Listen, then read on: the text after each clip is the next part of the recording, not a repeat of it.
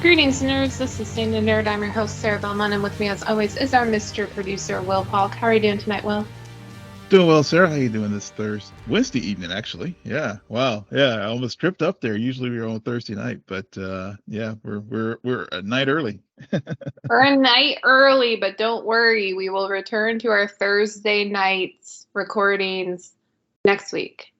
Yep. I feel like the last 2 weeks have kind of even thrown me off a bit. Not to mention all of the content. Apparently, everything has to drop on a Wednesday these days. Oh, I know. Yeah, Yeah. it's just Yeah. a lot.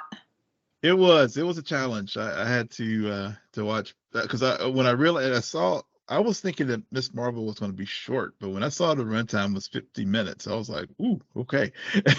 Even though I guess it was about probably of that was probably 45 minutes of content and maybe 5 minutes of credits and stuff, but still it was yeah, these Wednesday drops and just so much content out there. It's a good problem to have, given that it's overall good content, but it's still a challenge to get it in. Yeah, it's decent. Yeah. But more on that in a Yeah. bit. Yeah. Um, Yeah, it's funny how we're gonna go tonight. so a few items of news to talk about, or to just say and then move on. Yeah. Sandman, which is a show that I always forget about this show. Yeah.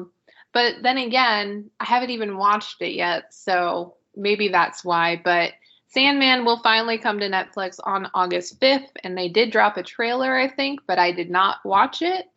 I watched Yeah. a different trailer, but yeah.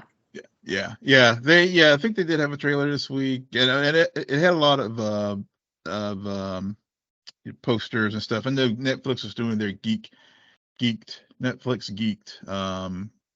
So they were dropping several things, content things this week. So, but yeah, I will freely admit I haven't read the Sandman comic, so I'm gonna be coming into this completely cold when I do watch it. So, but I think this is one of the first time Netflix has done a DC property. So we shall see. We shall see how they adapt it. Yeah, DC, yes. Yeah. Genre, no. Right. Yeah, they managed to build up a Well, whole universe and I, burn it to the ground. yeah, true. No, yeah, Marvel. I stand corrected. I think Sweet Tooth is another DC property, so it's her Right, second one. Yeah, right. I I never forgot. I got forgot around to about that one. watching that. Yeah. Yeah, yeah, Um, in other news related to DC, the Joker sequel is looking pretty good to go. I don't know why we need a Joker sequel. yeah, Only ever watched that movie twice. I watched it in theaters and then I watched it with my parents outside of theaters. It's a long movie. It's a good movie. I understand why he won the Oscar. yeah. Um, but I don't, sequels of this nature are always worrisome because Hmm. it's like, okay, are you gonna really capitalize on the story, like make it feel more complete, or are you just gonna do some retcon stuff and at the end of the day make the original a lesser movie because of what happens in the sequel? Yeah, not everybody can be Empire Strikes Back or even Top Gun 2, but yeah, I saw this news earlier in the week. I guess Todd Phillips posted on his Instagram the little red picture and Joker with the title of the upcoming sequel, Folie Deux, and brushing off my rusty high school French there, but yeah. So basically, what it translates is defined as it's a psychological disorder where the same or similar mental disorder affects two or more people. So you know, I guess the idea that Joker and Harley Quinn, Oh no. no, yeah, just with these psychologically dependent relationships. And you can say the same thing with Batman. then it seems that maybe that's where he may be going with this film. I mean, there are really no details other than just that post of the title card and then a photo of Joaquin Phoenix reading the script. There's really nothing more about the sequel.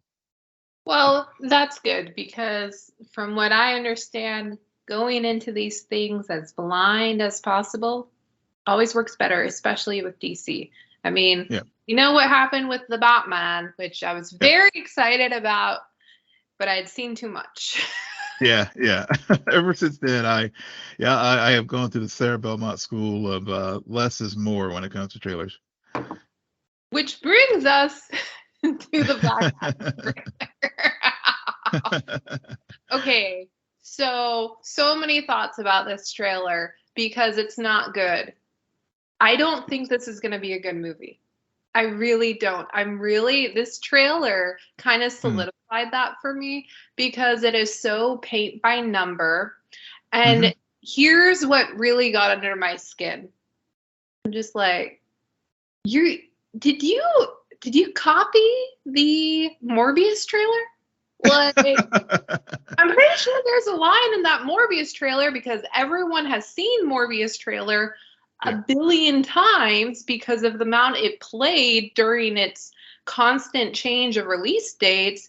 Yeah. It was always like, are you gonna save this world or kill this world? And they use this very similar line in this trailer, and I'm just like, out of all the movies you're gonna copy Morbius? That's not a good sign. That's not. No. That's not, And yeah. I also just think the whole anti-hero concept, I don't think it's gonna work. I really don't. I don't like the whole line of heroes don't kill people. Well, I do. Even when he says it, you're like, but you're the Rock.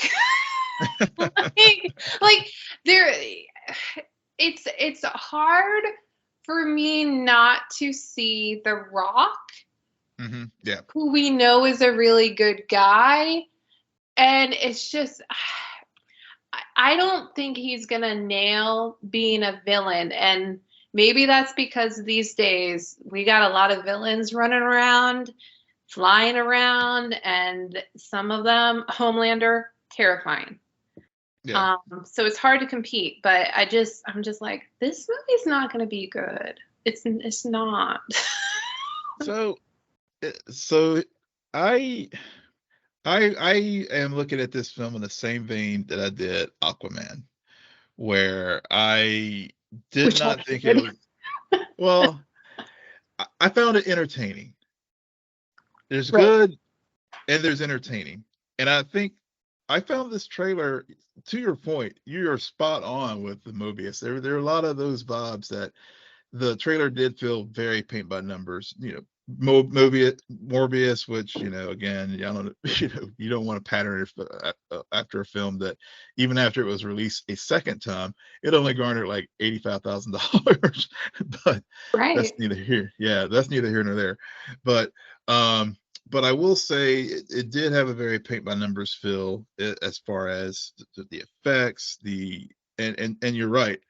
The thing that I think the biggest hurdle that I'm going to have with this film is getting past The Rock and really, because the thing that was and seeing this as Black Adam, Theo, because that was when I was watching the trailer, that was the hardest thing I was having to do was to try to divorce the two and be like, okay, this is a character that I'm watching and not Dwayne Johnson just being Dwayne Johnson, because I just felt like fill in the blank for all the various things that I've seen him in, or when he's doing a little guest spot on the Super Bowl, or hyping up some program. It just seems like the same old note.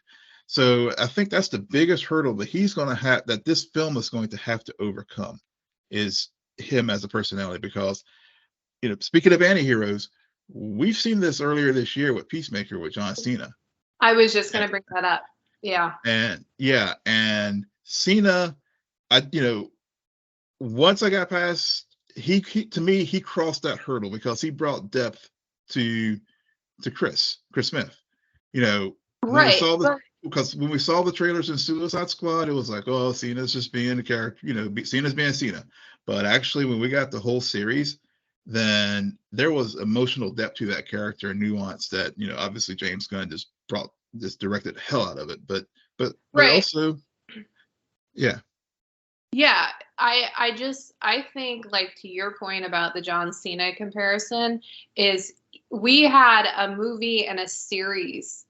So the movie got us on board with the character, Mm-hmm. and then the series fleshed out that character in a way that we didn't think was possible.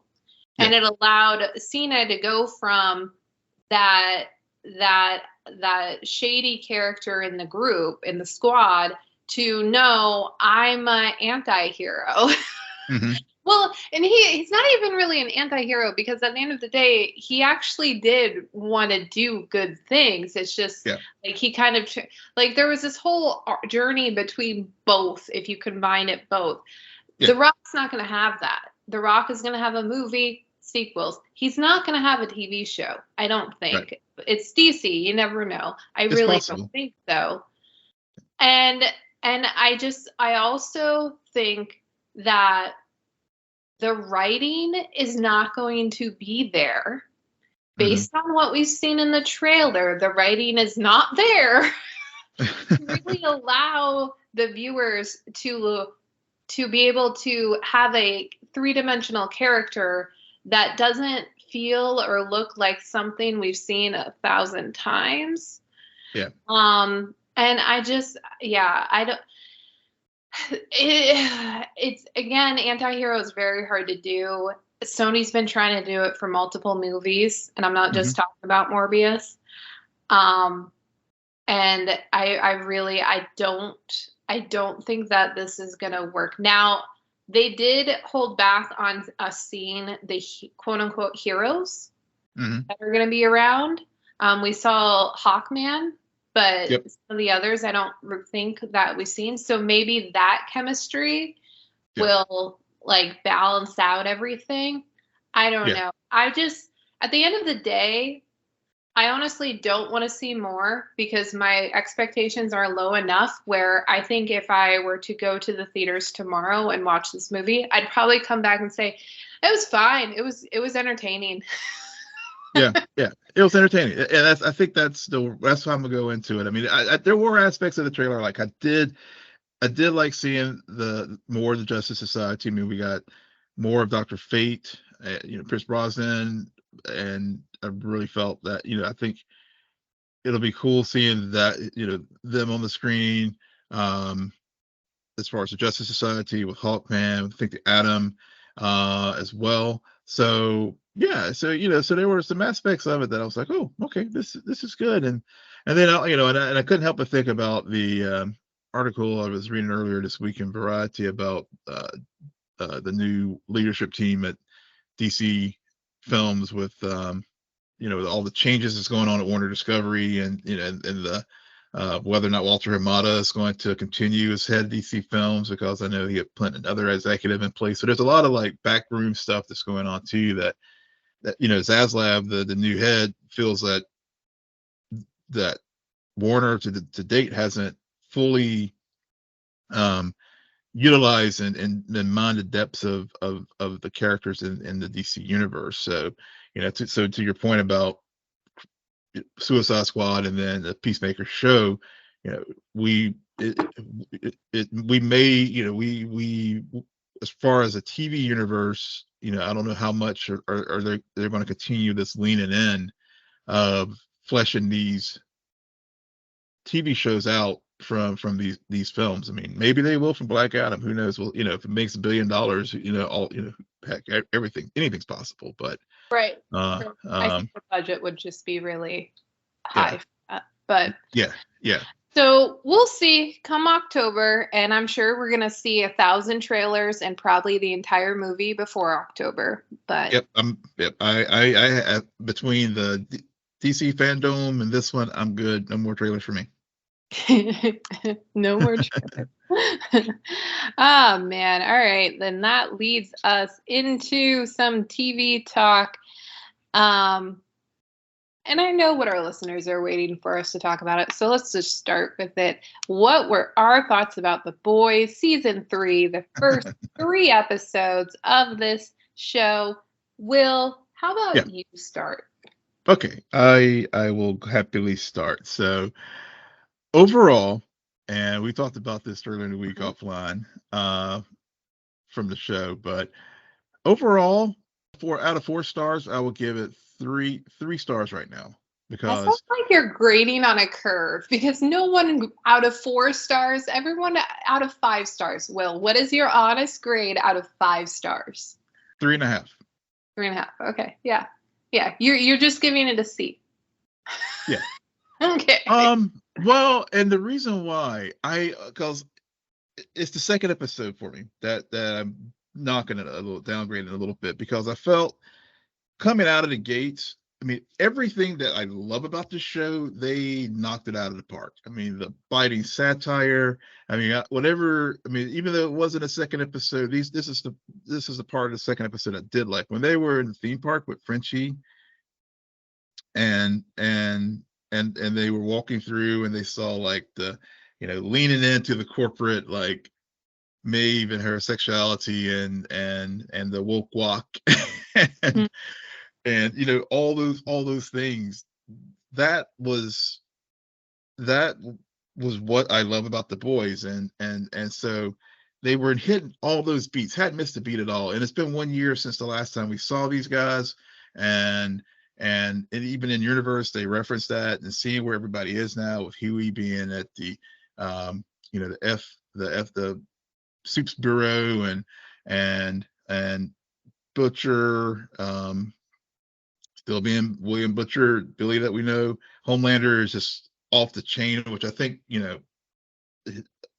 all that stuff was just great. But it's just I don't know. I don't know if it was just maybe the reason why I felt like maybe I'm grading it down a little bit because I almost wish they hadn't dropped all the 3 episodes because I felt like this was one of those things where I needed to, and maybe this is where I'm down at knocking it much, not so much for the quality of content, but just maybe just the release schedule. So maybe I'm like maybe I'm down in it, grading it a little bit because of that. I just felt like I just felt like I got too much, and just off the heels of doing too much with Stranger Things, and then having to do 3 hour long episodes of The Boys, which with all the nuances and great storytelling beats that the show has, it reached a point where, and I mentioned this to you when I was watching the animated shorts about a couple months ago. Mhm. I just reached kind of saturation point with it where I was just like, I just can't take anymore Right. because Right. because it's just so much stuff. Right. Um, I disagree. I'm glad that they got these 3 episodes out of the way because if these had dropped week to week, I don't think my opinion about them would have changed. I got bored, Mm, which is shocking, and it's hard for me to even say that out loud that I was bored by The Boys because yeah, they did some very outlandish things. Termite, the whole termite oh yeah, sequence.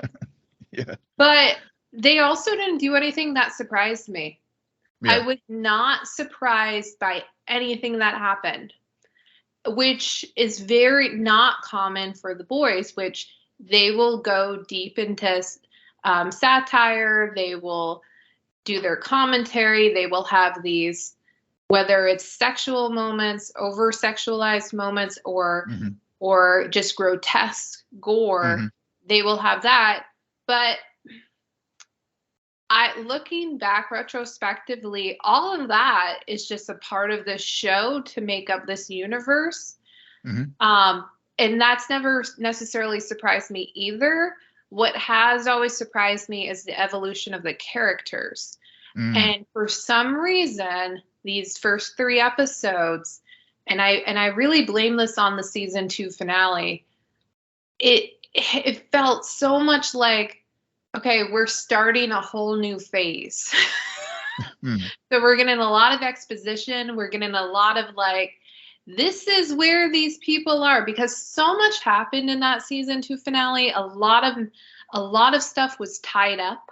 The whole Becca and Butcher. So you have essentially our two main characters, which is really Butcher and Homelander, who for the first 2 seasons, because of Becca, because of Homelander's son, there's this common thread and this this momentum for Butcher to reunite with Becca, for Becca to not let her son be discovered by Homelander. And all of that was completed, like tied up and ended at the season 2 finale. And I understand, like, the kid is still alive. Yeah. And they have that, but you could get a sense that both Homelander and Butcher are kind of at the state of like, well, now what? Yeah. Well, now what? And that's why you see like some of the standout moments is when Homelander like says, "Hell with it. If you want to tell the public that I'm who I really am, I'll be fine with it, because that allows me to be who I really am." Yep. So, exactly. Yeah. which was a brilliant moment. Or I think my favorite moment, and I'm still kind of confused by this moment, but was the scene between Butcher and Homelander, I think in the first episode, which people are telling, I've heard was actually all a dream and didn't really happen, but the way they shot it made me think it was really happening, where they have this conversation.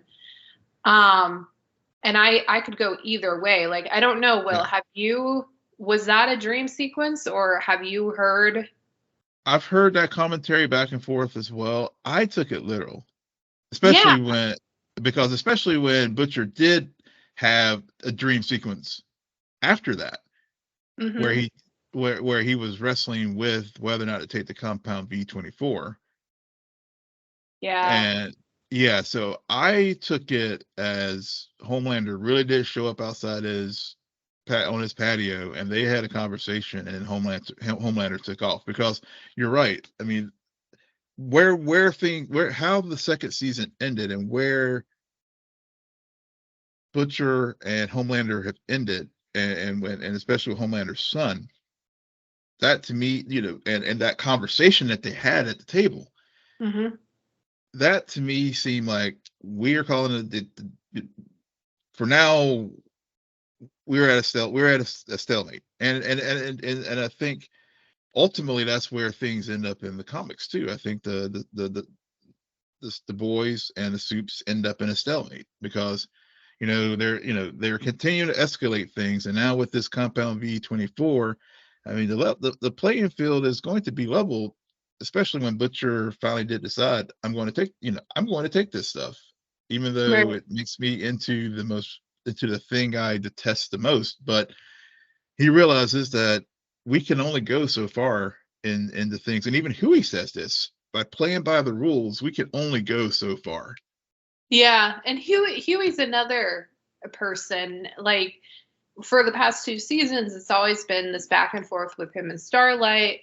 Finally, they're together. We see them in their honeymoon bliss period that slowly gets taken away. Starlight also, I got some interest in when she had that great moment with Homelander where it was announced that they were quote unquote dating. Yeah. I'm just like, man, that the tension in that scene is to me more compelling than actual fighting sequences. Yeah. Because totally. you can just it's so gross, and it's so just there's so much emotion, and why the characters are responding and reacting in these ways. I do think I missed Maeve a lot in these first 3 episodes for some reason. I missed her presence. I also just, I don't know what my second thought was. But I don't know. There were some really good moments, but as a whole, this felt like 3 hours and it felt like a slog to me when I was Yeah. expecting it to go by really quickly, to be blown away.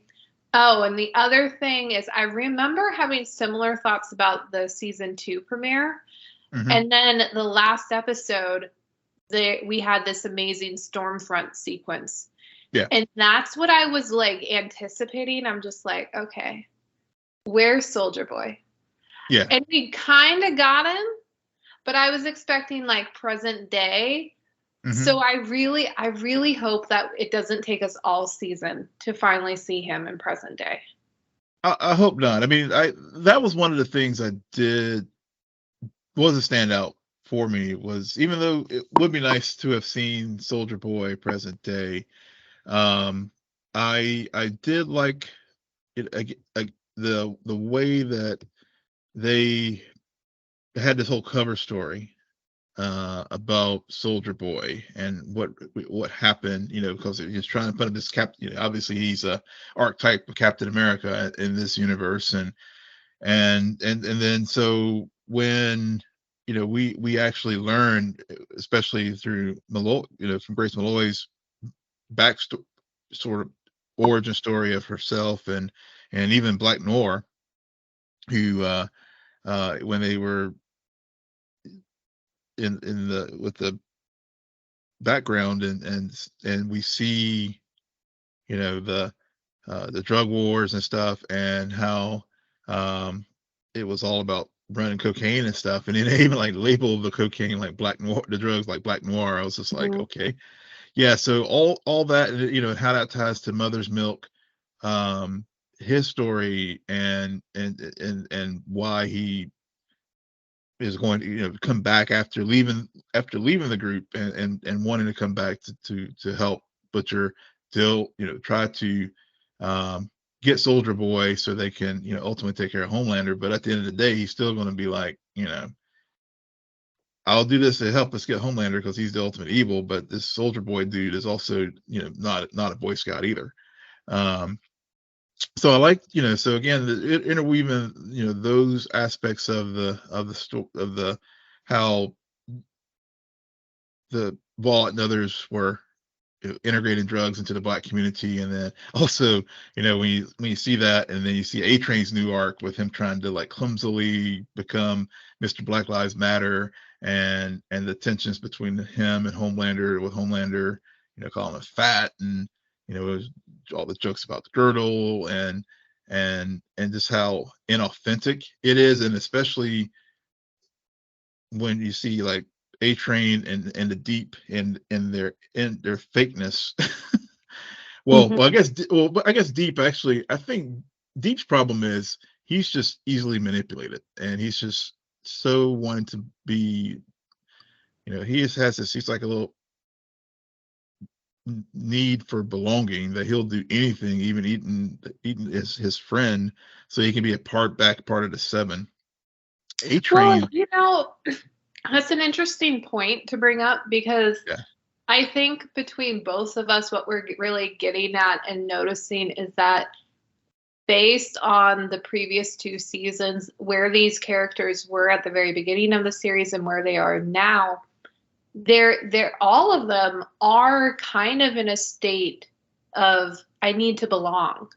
hmm, I need to feel like what I'm doing is like I'm winning somehow, whether hmm, it be Starlight with her whole okay, the VOT is not what I thought it was, this whole business, but yet I know at the end of the day the public will see me and little girls will see me, so I need to stay in this position of power that I have, whatever yeah, that means.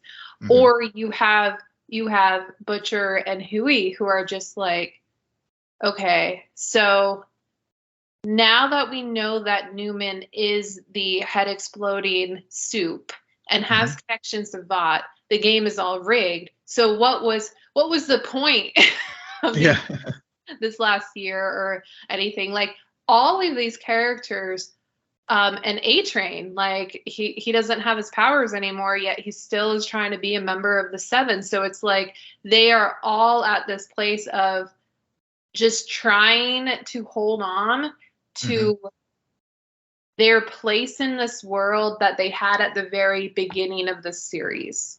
Yeah. But yeah, that because of everything that has gone down, that they can't return there. And I think that's what makes these characters, that's where their humanity is, because as people in general, we're always looking back like, man, I've changed, and yet I'm still holding on to who I was because things were simpler back then. yeah. And I think, and the more we talk about the show, the more the higher my estimation of it actually goes up, because I think I think that really is at that you were saying earlier, I feel like people characters hadn't evolved or whatever, or staying in place. I think that actually that is the evolution. That's the thing that we're seeing over, like you said, from the first season to now. And this need, I mean, everyone in this universe having this need, except for maybe Black Noir, which even, but even in his, because we learned his, I guess his need is just basically there to be the executioner and the ultimate check on Homelander. But but the everyone does have that sense of needing and belonging and looking for more. I mean, all of them.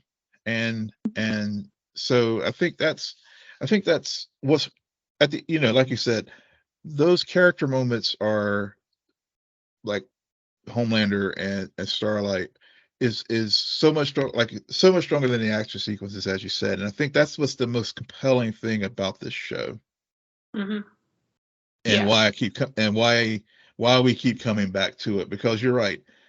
A lot of the gimmicks and a lot of the satire and the biting commentary, yeah, there's at this point there's really not much more, even though I know they keep teasing this hero-gasm episode, but beyond the hero-gasm, there's not much, I mean, not much more they can do to like top that, top termite and like in the penis and like blowing up, with the sneeze. I mean, which, obviously was they took the what why didn't they do that to Thanos? But but there's really not much more that they can really shock. I mean, yeah, did I look away like when Deep was eating the octopus? Yeah, but but at the same time, I'm like, oh yeah, we've seen this gimmick before. But it's the character pieces that really, I think, is really what draws us to this show.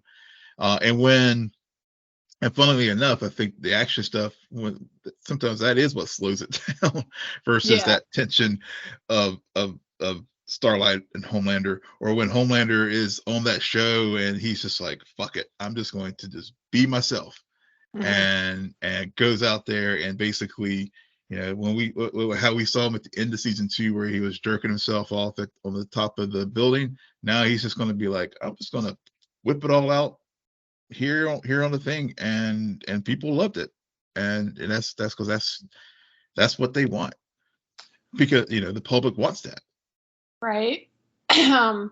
Listeners, I just hope you recognize the fact that Will just like listed all of the grossest moments of The Boys right as I was getting ready to lead into a G-rated conversation about Miss Marvel.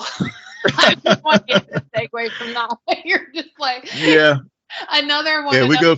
Like, man, Will, we got to move on to the other show because we got two more to talk about, and you're leaving me no window. Sorry. But we go from the R-rated of The Boys to the G-rated of Miss Marvel. Yeah. And I'll start here. It gave me it's so Spider-Man Homecoming. Which Spider-Man Homecoming, like Spider-Man in general, I wouldn't say it's sacred, but it's up there for me, especially given No Way Home. I love that show or that movie and that character. And so to me, in a way, it was so familiar that it was just like, oh, this is just the girl version of Spider-Man. In a way, it felt very much like that. I think this show's gonna grow on me. I don't know if I was not in the right headspace, or if I was rushing just to watch it so that I would be able to talk about it. It's fine. It's a beautiful show. Yeah, beautiful nothing shot. Really, like we were just talking about with the boys. Nothing grabbed me. Nothing surprised me. It'll be nice to see where it goes. Yeah, I don't really have that much to say about this, in all honesty. Oh, well, I have some, like I said before we started recording, I have some thoughts. I really liked the show. I really did. So the thing, what I obviously, when it started, the first thing I was just thinking, I was like, this is what Naomi could have been if they had better budget and better writers, because I did get Naomi vibes from it. I really did. Yeah. If they had better, and also I couldn't help but think of Stargirl, because again, we have, at this point now, we have basically three superhero shows with young women as their lead protagonists, two of them of color, one white female, but the common thread is they all, are grappling with the things teenagers deal with. And so I couldn't help, so when I was watching it, I was enjoying the show and taking it for what it is. And I really love the way that they organically integrated Kamala's heritage. It wasn't like beating you over the head with it. It was just like, oh yeah, she's a Muslim kid, and I couldn't help but think, but as far as my own personal experience and just having South Asian family, as far as my wife and my kid, mixed family, and thinking of, some of the fun, some of those cultural beats, even though it's Pakistan and not India or Malaysia, but at the same time, it's like there's that similar cultural beats that were going on. So for me watching it, I guess, from my filter, I was laughing at like the Asian tiger mom and her, you must, what's with this cosplay nonsense in the Avengers Con and all that kind of stuff. So for me, I was like, so I had the personal things, then of course just thinking about other shows in the genre, and like how, like, I was just like really wishing that Naomi had this kind of budget and writing team that could really have like dove deeper into her character and not gone off on some of the Scooby things. We had a little Scooby, with Bruno and his helping her with the proton gloves and stuff.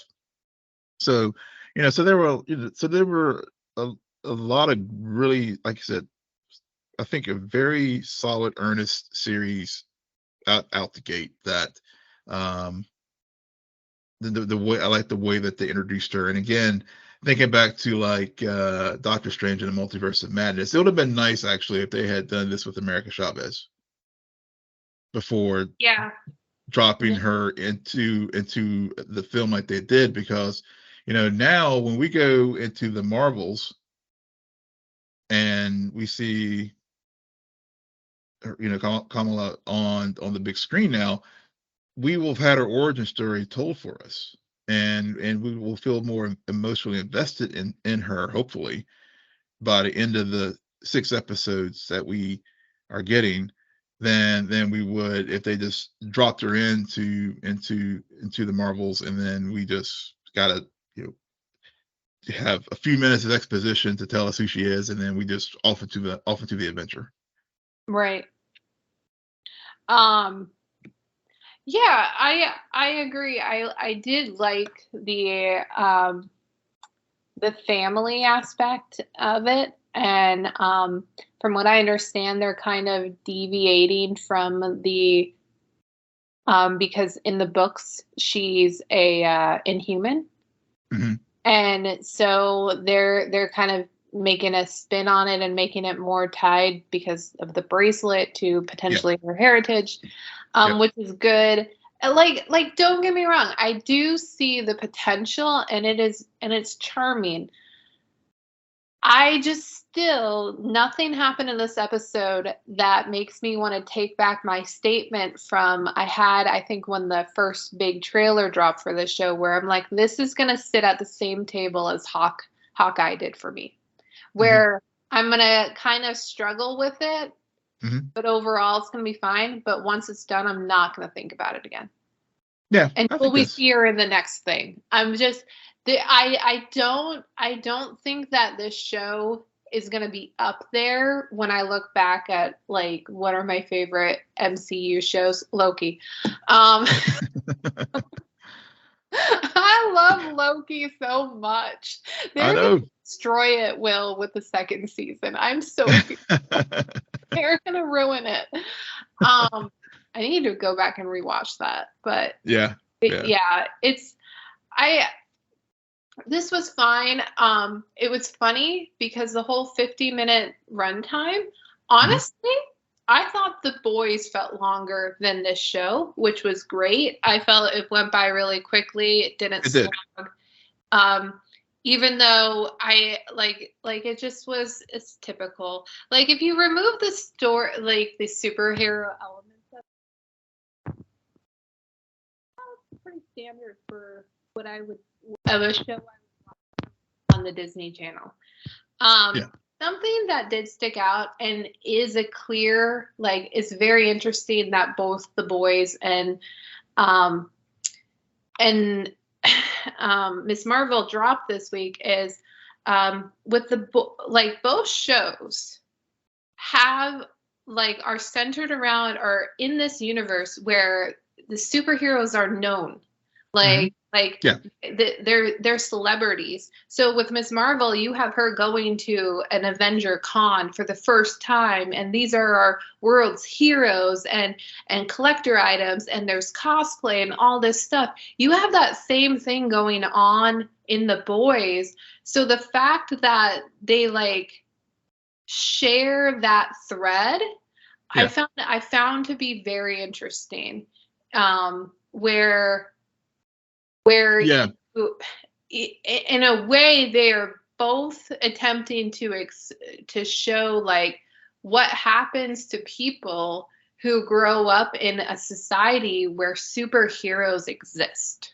Yeah, that, and also taking it to another thing from the cynical side of me, because I did think about that, especially whenever they went to the AdventureCon. Right. Just the commercialism. Exactly.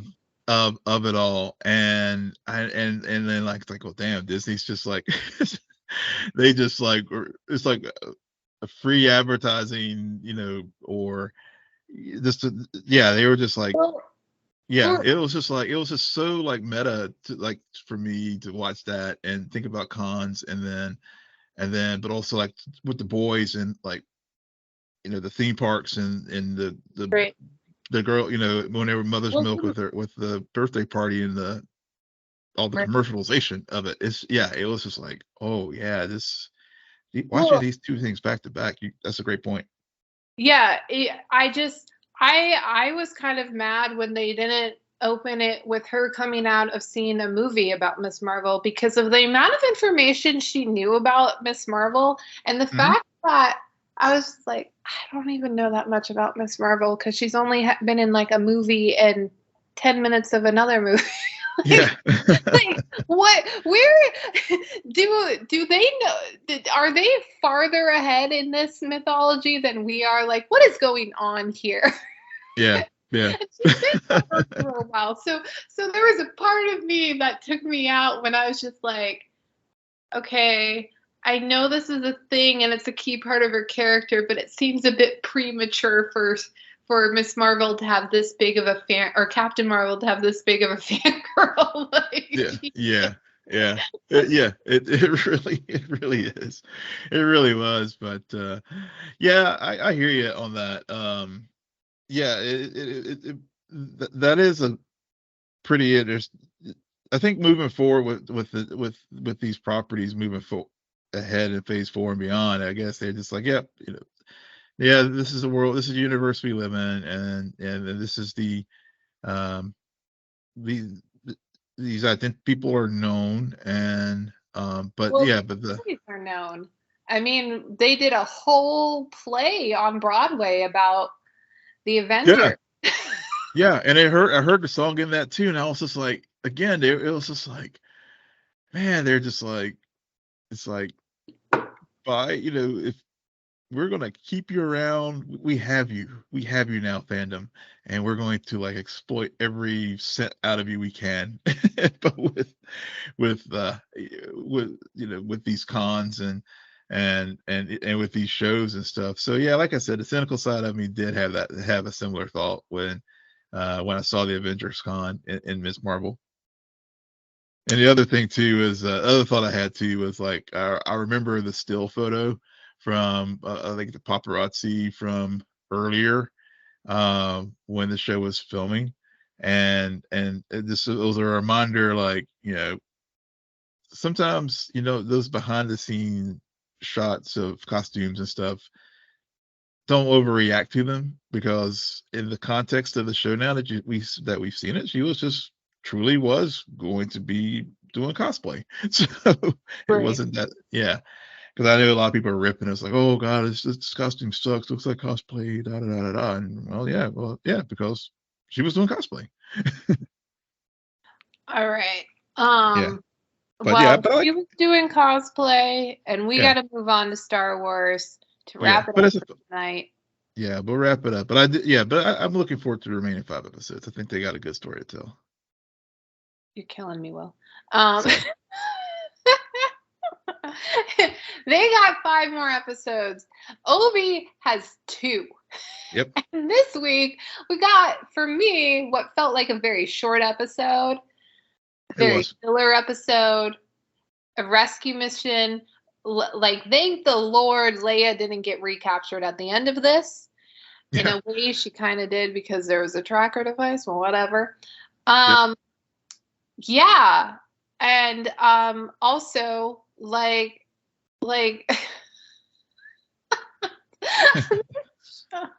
okay, Will, Yeah. it's hard for me to suspend my disbelief sometimes. You know this. We've had conversations about a lot of shows where I'm just Hmm. like, I can't do it. You Yeah. got me. But I was really supposed to think that Obi got slaughtered during last week's episode, only for him to be in a Bacta tank for 5 minutes before Yeah. suddenly he's able to go on this rescue mission.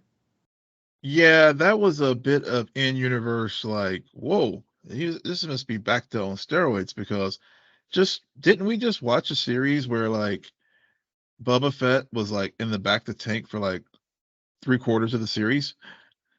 Yeah, I fell asleep during all of the Bacta tank parts. Like Yeah, I but purposely blacked you out. get, but to get your point, and to get and to your point though, it just seemed that, well, and I guess well, to be fair, they did address it within universe, within the story this week. Like whenever he was having, well, I will admit, I did enjoy.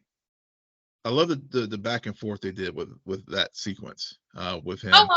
I'm not mad about the sequence. I'm mad Yeah, about the like, okay, he literally was just put in the back to take, and now he's out, and now yeah, next thing we know, he's on, like yeah, he's facing off, and he's doing a lot more in this episode than he did last week. yeah, And yeah. like, I don't know, it was almost like it was this weird thing where last week they really wanted you to get the sense that Obi is broken. He's Hmm. disconnected from the Force. Yeah, Even when he does come encounter with Darth Vader's gonna like kill him on the spot. yeah, And Darth Vader tried, and then it's just like, Darth Vader, you didn't try hard enough, because anybody could have like beaten up this old weak man, and right. you burned him, and then he gets placed in the back to tank for 5 minutes, only to go on this heroic mission. Yeah. I But just yeah, it's hard. I mean, I agree. I mean, it was kind of, yeah. I mean, and they did say, well, you're weak, but and to your other point, as and I thought about this too, and I even commented while we were watching it tonight. I was like, he went from like a broken man to like getting his mojo back pretty quick, because he was like dispatching the stormtroopers left and right in the Inquisitor Temple. There was a lot of stuff where I'm just like, you were burned, like Yeah. seriously burned on a good like a quarter of your body, and you're acting like he just kicked you. Yeah. Yeah. I No, mean, I don't know. yeah, I mean, they went from like deep character moments, and and as we talked about last week, and where we had the broken Obi-Wan, and we saw where he's going. It did seem to be very quick for him to like all of a sudden, because even whenever on the shuttle, the Imperial shuttle going to the planet where the Inquisitor headquarters was at, he was still having difficulty using the Force. Right, exactly. And But then Leia brings yeah, the Force out of everyone, so exactly. Yeah, she does. She has that ability, because once he got there, because I was like, now wait a minute, now he was weakened, and now he's like swimming in this ocean with no effort to get to this place. I So forgot. there were, yeah. So this was, even though I will, again, it was enjoyable, but when you look at it under a critical lens, this is definitely the weakest episode of the four so far, from a critical, if you evaluate it critically. Yeah, because there was not that much character moments. There was Yeah. also just as a whole, we've seen this. Yeah. We've seen this. We've seen this, and we've seen it honestly done better. I understand why this had to happen.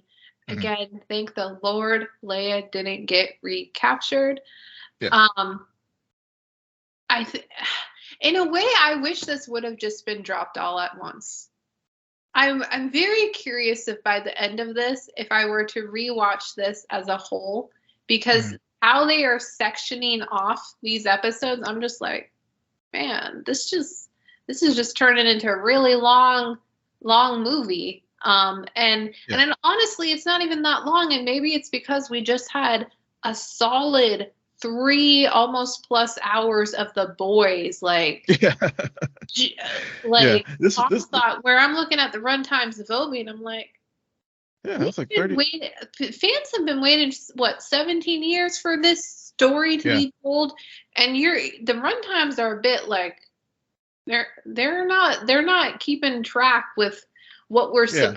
what we are expected to receive. I guess I'm Yeah. trying to say. Yeah. And and before we started recording, I was like, this I agree with you. I think that this was more of a bridge episode, just to get Hmm. us to the set up to the grand finale. Um, I think there were I don't even know if I won't really call them character moments. It was just sort of, I think one of the things I did when I was watching it, I did think they may have confirmed our theory last week that that Riva is is definitely the child in the Jedi Temple, and part of the motivations and anger for and it is because she, to get back to our point about belonging and family and stuff, because what we, that she was telling Leia, no one's coming for you, and Obi-Wan's dead, and all that. And I'm thinking she was probably feeling the same way about the Jedi, because they didn't come back for them at the temple, and she ended up getting conscripted into this group of inquisitors. And so I think that's part, that plus her just her ambition. I mean, she's clearly very ambitious, and so between all those factors together, it's just driving her to do this hunt, so that that she will have, get favor in Vader, to either one, become Grand Inquisitor, or two, become the Emperor's next Darth third sister, because those So we did get a little bit of that this week as far as some character, but not much more. And the other thing that really stood out for me with this episode was just a lot of callbacks to just The Empire Strikes Back, and even Star Wars, and even A New Hope, with Leia's interrogation. Mm-hmm.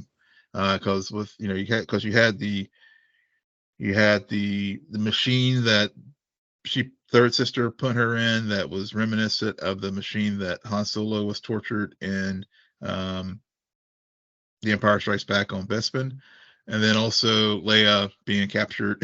It seems like Leia's always getting captured in these things, either by the Empire or by Jabba the Hutt. But yeah, and that's a whole thing, like the whole idea of Leia being a damsel in distress and playing into that, and female characters just in general in this universe tend to be captured. Rey got captured a few times too. Yep, she did. But the other, we kissed the guy and then he died. And they, But the other nice little Easter egg callback was seeing the speeders. Because when they referenced speeders, I was like, I wonder if they mean like the speeders we saw in Empire Strikes Back. And sure enough, those were the ones. When they rescued them. So, and it's like a nice little throwaway line for why now that line in Empire Strikes Back when they were saying they were having difficulty adapting them to the cold. I was like, oh, well, I guess now I see what they meant by that. But so there were like a lot of nice little threads they were tying into the universe. But it was the ending too was predictable with Lola and having the tracker. And I think that's that because I was like, I bet you whenever she said I'll put a tracker on him, I was like, I yelled out, it's Lola. And then I was starting to think about it, and then I kind of backed down, but then it showed, and then there it was. So I'm like, okay, all right, I should always go with my gut with this show. Right. Yeah. But the episode did what it needed to do, got us ahead. I agree with you. Obi-Wan bounced back way too fast from what he just went through, and what he's been dealing with for the last 10 years. Obi, stay broken for long. On that note, Will, why don't you tell our listeners where they can find you? Yes, you can find me at Will M Polk, WILLMPOLK on Twitter. And you can find me at SJ Belmont, SJBELMONT. Please follow our crew on Twitter at SNN Nerd. Friend us on Facebook. Follow us on Instagram, scene_n_nerd, and visit our website, www.sceneandnerdpodcast.com. But most importantly, rate, follow, and comment on Apple Podcasts, Spotify, YouTube, Google Podcasts, or wherever you get your podcasts. Good night, Geek Out. You're welcome.